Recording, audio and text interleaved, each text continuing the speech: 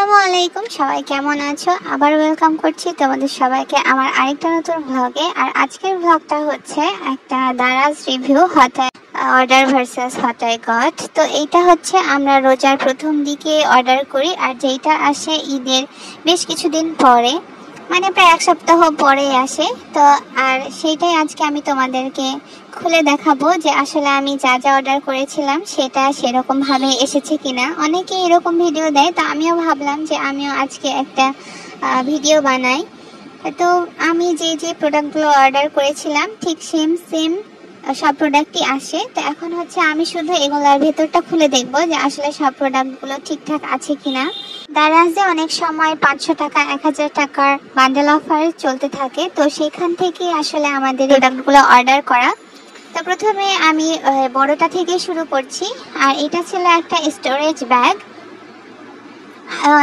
এখানে তোমরা হচ্ছে অনেক কাঁথা কম্বল বা নিজের নিত্য প্রয়োজনীয় যেই জামা কাপড় থাকে সেগুলো স্টোর করে রাখতে পারো।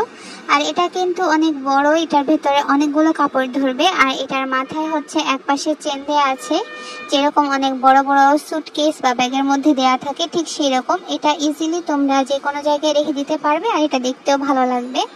তো এটা ছিল হচ্ছে আমার প্রথম প্রোডাক্টটা। এটা মোটামুটি ভালোই ছিল, কোয়ালিটি খুব বেশি একদম উন্নত মানের না, দাম অনুযায়ী সব প্রোডাক্টের মানই একদম ঠিক ছিল। আর তারপরে ছিল এই ফ্লাওয়ার ব্যাগটা, যেটা অনেক বেশি পছন্দ হয়েছে আমার। তবে এটা আমি মনে করছিলাম যে হয়তো এটা দড়ি দিয়ে তৈরি হবে, কিন্তু আসলে এটা প্লাস্টিক টাইপের। আর এটার বেল্টটা অনেক বড় ছিল, যেটা ভেতরে দেয়া ছিল।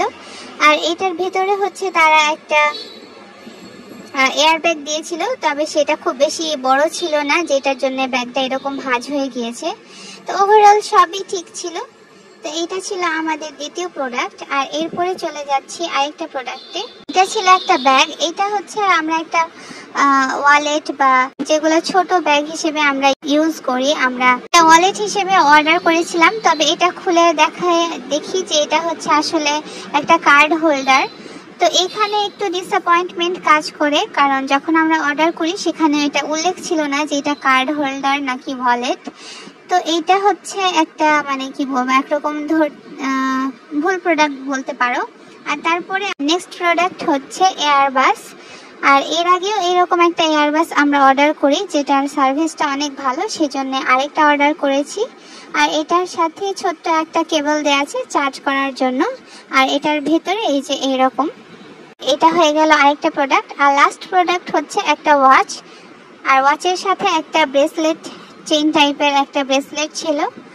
আর আমি ব্ল্যাক কালারের এই ওয়াচটা চুজ করেছিলাম। তবে ফটোতে যতটা বেশি ভালো লাগছিল দেখতে, রিয়েলে খুব বেশি ভালো না, মোটামুটি বললেই চলে। আর ডায়ালটাও হচ্ছে ফটোতে ভালো লাগছিল, তবে রিয়েলে আমার কাছে একদমই ভালো লাগেনি। আর এই পাশে একটু মনে হচ্ছিল আঠা টাইপের কিছু একটা লেগে আছে, বা এটা ঘষা লেগে কি এরকম সাদা হয়ে গিয়েছে। আর এই তো ছিল আমাদের ওভারঅল সব প্রোডাক্ট। সব কিছু মিলিয়ে আমি 10-এর মধ্যে 8 দিব, কারণ একটা হচ্ছে কি বলবো, এটা মিস্টেক বা ভুল আমি জানি না।